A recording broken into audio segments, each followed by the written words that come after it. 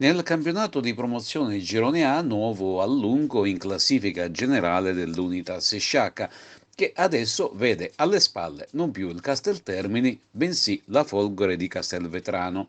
La compagine folgorina infatti ha espugnato il campo della Mazzarese ed approfittando delle pari del Casteltermine a Partinico scavalca la squadra di Pino La Bianca. Finisce in parità il derby del Salaci tra il locale Camarat e l'Empedoclina.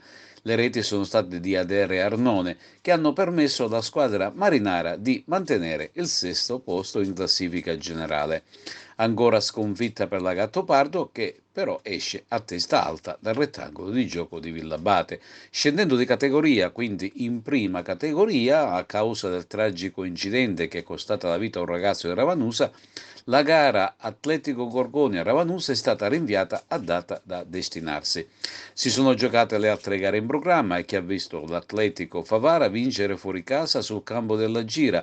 Adesso, ma con una gara in più giocata, la compagine favarese guida la vetta della classifica. Non fa oltre il nulla di fatto il Raffadali, fermato tra le mura amiche dal forte Master Pro. Buon pari anche per la Libertas, fermato però in casa dal Nicosia.